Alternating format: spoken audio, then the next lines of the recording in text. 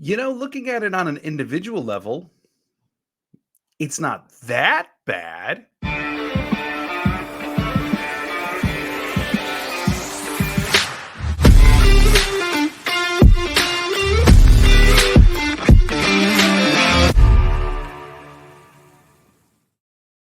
What's up, everybody? Welcome to another episode of Lombardi Time Brews, where I'm your host, John Del Rey. A little bit quicker of an episode today. Today, we're grading out the defense. Yesterday, I did the offense, taking a look position by position at the whole cumulative picture, not just one player, but the whole position grouping, and seeing how have they performed at what is basically the quarter mark of the NFL season as we continue to wait for the Week 5 matchup against the Las Vegas Raiders. And the thing with this defense is, it's had a couple injuries. The offense has had more ultimately. But the thing is, I'm not sure the injuries have taken that much away from the defense. I know Jair is obviously a huge loss. Devondre, huge loss. I get it. But the replacements haven't exactly played terribly. What we have here is really parts that are greater than the sum. And I think we all know where this is leading to, that maybe it's not necessarily a personnel problem. Maybe it's how they're actually being utilized and employed by certain coaches. And look, I've been a Joe Barry defender before. I think some of his game plans have been a lot better than he's gotten credit for. But we've seen this story again and again. It's not that there's anger out there necessarily about just the isolated 1 week of the Detroit game. Because look, before the Detroit game, after 3 weeks, they were 10th in DVOA across the NFL for defense. And they were a top 10 defense per DVOA. Then they went against Detroit. See, and then they fell to 21st. That one game cost them 11 spots in the DVOA rankings. Okay. And the thing is, like I was saying, it's not just the fact that it's 1 week. It's the fact that 1 week against Detroit seems to happen again and again and again against the Bucs and the Niners, and when they head out west and Detroit. Like, it's always the same types of teams that beat Green Bay, and we just seemingly can't develop some kind of answer, which again falls at the feet of certain coaches. So let's just go over a couple real big numbers first. Passing yards per game, this defense currently ranks 11th in the NFL. Rushing yards per game, you know where this is going. They're 30th. They're not dead last. They are 30th in rushing yards per game to this point. Sacks per game, they're 16th, dead middle of the NFL. And then points per game, they're sitting at 20th. Prior to the Detroit game, they ranked 13th in defensive points per game. So let's take a look position by position, because are there some failings here? Maybe not F's, but there's certainly a lot of deficiencies across the defense, but also some nice surprises as well after 4 weeks. So let's take a look at the defensive line first. Let's start with the big fellas. And I'm going to rattle off a whole bunch of numbers here. This isn't this way for every single position, but I think for the defensive line, this really does help to paint the picture. So let's start with pressures. Also, I should note that all of the stats from here on out were taken directly from PFF stat book, just for the sake of consistency as we go over position by position. So in terms of pressures, Devontae Wyatt leads the defensive line with 14, Kenny Clark 12, Carl Brooks 7, Kobe Wooden 6, TJ Slayton 4. Now, all of those pressures have resulted in a grand total of 8 sacks. Through 4 games, 8 sacks from your big boys. That's not so bad. Stops, Wyatt's got 8, Slayton 7, Clark 6, Brooks 2, Wooden 2. Again, not terrible. Stop being defined as a tackle that stops a play before it otherwise would have. I know that's kind of the case for like every tackle, but if the play were going to expectation, the stop stops it early, let's say. Okay, so then we've got, those are the good things, pressures, stops. Let's take a look at the missed tackles for this defensive line. Devontae Wyatt has 5 missed tackles at this point for a missed tackle percentage of 35.7%. Kobe Wooden has 2 missed tackles, meaning that his missed tackle percent is 25%. Brooks has 1. His tackle rate's 33%. Slayton has 1, as well as does Kenny Clark. Okay, now let's look at their tackles. Wyatt's got 9, Wooden 6, Brooks 2, Clark 9, Slayton 11. 37 combined tackles from the 5 defensive linemen for Green Bay. And for a team that has a reputation of not being able to stop the run, for a team that gives up so many run attempts, basically to see numbers that low in the tackle category for the defensive line means that the run game of the opposing team is blowing right past that first line of defense. They're getting right to the linebacker stage, or in the Packers' case, even worse than that. So, and you can see from the missed tackle percentages, I mean, Wyatt's got 5 missed tackles at this point. And frankly, missed tackles is, I think, where PFF is more generous than basically any other stat. The fact that they credited them with only 13 missed tackles against Detroit is kind of a Christmas miracle 2 months in advance. Okay, so the fact that the defensive linemen aren't making tackles, and then when they have the opportunity to do so, are missing so many of them, is perhaps the greatest indictment of this unit. Let's take a look at their overall run defense grades. Okay, we'll start with the bottom, right? Because I want you to see where the top winds up. Let's start with the bottom. Carl Brooks is a grade of 49. 49. Now, he, of the 2 rookie defensive linemen, he's the bigger one. He's the 300-pound one. He was supposed to be the one that could help with the run. He's got a run grade of 49. Wyatt, 50. Wooden, 51. Kenny Clark, 57. And TJ Slayton, the best defensive lineman at stopping the run for the Green Bay Packers, has a grade of 66.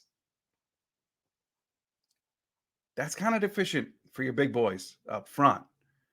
You can't have your best run defender on the line have a grade of 66 and expect to be any decent at stopping the run at all. So what we're seeing here from all of these numbers, Devonte Wyatt is becoming kind of that big playmaker, right? 14 pressures, 8 stops, multiple sacks. And then you've got Kenny Clark, who frankly isn't making as many plays at this point in the season. I know he's always kind of a slow starter. Actually, he's always like got a big first couple weeks, and then he dies down in the midpoint and then comes on later in the year. But here we are. His name hasn't been called enough. TJ Slayton, while being their best run defender, isn't exactly making a massive impact there. And Brooks and Wooden have done some nice things, but hey, they're rookies and they're getting bullied a whole lot. So this defensive line, while having more promise, more potential, maybe more playmaking than we've seen as of recent, is still not good enough. I got to give it a grade of D. Now let's move on to the inside linebackers. And this is perhaps the nicest position to talk about. Devondre Campbell was off to a really strong start before suffering his ankle sprain. Not quite all pro Devondre Campbell of a couple years ago, but still incredibly steady. His missed tackle rate was back down to only 4.5%. He also had 5 stops, and he was stopping completions as they occurred right in front of him, giving up only 7.3 yards per catch. A very clean, steady start to the season for Campbell. Not quite as good as all pro, not quite as bad as last year either. Somewhere in the middle, which is exactly where we thought he would wind up. But then you've got Quay Walker, perhaps the rising star of the entire defense. He's the only one that seemingly wanted to tackle against Detroit, right? And that's pretty clear. He's leading the team with 47 combined tackles and a missed tackle rate of only 4.1%. That 4.1% would put him in the upper echelon of inside linebackers in the NFL, extrapolated over an entire season. He's also stopping passes just like Campbell as they arrive at him, giving up only 8 yards per catch and a quarterback rating of only 76.5 when targeted. If Walker keeps up at this pace over the rest of the season, some season-long accolades are going to be in his near future. He truly is one of the coming-up stars of the defense. Let's also talk about a little bit, at least, about Isaiah McDuffie, because while not a starter, while not playing a ton, Isaiah McDuffie does have a role in the defense, and he has been getting the starters reps in place of Devondre Campbell. And Isaiah McDuffie is exactly what we expected to this point. He's not exactly spectacular in coverage. Quarterbacks have a rating of 93 when targeting Isaiah McDuffie. And he's not exactly this explosive run stopper either that's going to dash into the backfield and make the play. No, what he is very similarly to is actually Blake Martinez. He's an incredibly steady tackler. As the play comes to him, if it comes to him, he'll bring it down. But don't expect him to blow up things in coverage, and don't expect him to make it past the line and come up with big tackles for loss. He's exactly as advertised. And he's the number 3 inside linebacker for a reason. This unit does absolutely need, though, Devondre Campbell back. Because of the ascension of Quay, Campbell starting off on a good, not healthy, but good foot. Got to give that unit a B. Let's talk about the edge position now. If I could grade just Rashawn Gary, I would. We all know the machine-like pace that Gary's on, right? I've waxed poetic about that before. He's been an absolute terror since coming back with his ACL tear. But let's run a number comparison here first, right? Gary averaging under 20 snaps per game, playing like a third of the total snaps, right? Under 20 snaps a game. He has 17 pressures, 4 sacks, and 11 hurries. That's really good. Now let's look at the rest of the edge group. LVN, Preston Smith, Kingsley Enagbare, Justin Hollins, Brenton Cox Jr. when he's gotten active, which has not been often. The rest of the edge position has 17 pressures, 1 sack, and 13 hurries. Congratulations to the 4 or 5 of you. You have the same stats as one dude, actually 3 less sacks, same amount of pressures. You have the same stuff as one dude who's coming back from a very large injury. All that to say, it's not been great. The edge room. Last year when Rashawn Gary went down, suddenly one of the big problems for the defense was it couldn't get pressure anymore. And we're seeing it again. With Rashawn Gary in a limited capacity, when Rashawn Gary's not on the field, the rest of the edge don't get much pressure. All 5 of them combined are at the same rate of Rashawn Gary. This unit needs him healthy. Preston Smith is beginning to slow down just a little. I still think he's good. Still probably sets the best edge on the team, but he is beginning to slow down. LVN is very much like advertised. Hyper athletic. Needs a lot of work. Still one of the better run defenders in this unit. Capable of actually setting an edge. Kingsley Enagbare has made a couple highlights in the run game, which has been really refreshing. Still gets trampled over in the run game a whole heck of a lot. And Justin Hollins has kind of regressed back to the role player that he had been in his career up to coming to Green Bay last year. So you pair the fact that basically 4 of the 5 of the 6, however you want to count it, outside of Rashawn Gary, are being unproductive in the run game. 2 of them are at least quality in the run game, but inconsistent. The rest of them aren't good at the run game. Even Rashawn Gary, the star of the unit, hasn't been great in the run game this year when he's been out there for run snaps. If you recall Atlanta, he over-pursued everything. And here you have a massively underachieving group from one of the units that should have been one of the best units on the team. That earns a D. Now, can they get better throughout the course of the season? Yeah, and I absolutely expect that they would. Because as Rashawn Gary is on the field more, that will open up opportunities for Preston, and LVN is going to play more as the year goes on too. So keep that in mind. Right? So Rashawn Gary is the key to this whole thing. And we knew that coming in. But man, the numbers are even more stark than you would have imagined. So look for this group to be one of the largest increases in grade as the season goes on. But as of right now, everyone outside Rashawn Gary, it ain't good. Let's look at the cornerback position. Jair for 2 games, Razul, Nixon, Valentine, and then the combination of practice squad elevations from Corey Valentine and Ennis Gaines. Overall, Razul is having a fairly nice season. He does have a few blown coverages. Keep in mind, like the Bijan Robinson sweep in Atlanta. He does need to remember to wear adequate cleats in Lambeau because he was the one at the beginning of the Lambeau games just slipping and sliding all over the place because, he's not familiar with his home grass, I guess. But overall, when targeted, quarterbacks are going 13 for 21 for 151 yards, 2 touchdowns, and a 95 quarterback rating. All in all, not terrible. I would note that Razul is also one of the only cornerbacks on this team willing to actually mix it up in the run game. Jair, he played in 2 games thus far, and in 1 game, he looked like Jair. And in the other game, he looked like the worst possible version of Jair. It possibly was the single worst game of his career against Atlanta. And we're talking pass defense and run defense. It was ugly. So I'm not even sure even the name, the star recognition that is Jair Alexander can drag this grade up right now for the entire position because half of his playing time has been fairly horrendous to this point. And they need Jair, when he does return, to actually play like Jair. Keyshawn Nixon, I talked in my Finding Solutions video for Green Bay the other day that Green Bay should continue to evaluate options at the nickel. I didn't understand why Keyshawn Nixon, even though he had done some nice work at the nickel last year, suddenly just inherited full-time snaps this year. And now we're seeing some of the concerns with that because when targeted, he's 14 of 16, 119 yards, 1 touchdown, and a 118.5 quarterback rating. It's not great. Nixon still does do some nice things out of the slot, but he is not one of the premier slot defenders in the NFL. So ultimately, I would continue campaigning the Packers to experiment with different options in slot, including Jair, even if he doesn't want to. I don't really care continue to experiment there, and then you can utilize Nixon at other places where it may be more beneficial to the entire team, such as giving him more returning snaps like a punt returner and even the changeup packages in offense. Now, let's look at Carrington Valentine, the 7th-round sensation in training camp that really kind of took the position by storm. He's been really promising in coverage so far, albeit in limited opportunities. When targeted, he's given up 2 completions on 6 targets, but the concerning thing is here, 26.5 yards per completion against him. He does have one of the most friendly quarterback ratings against him and the entire defense. And he is making a fair number of plays, but it's just very limited.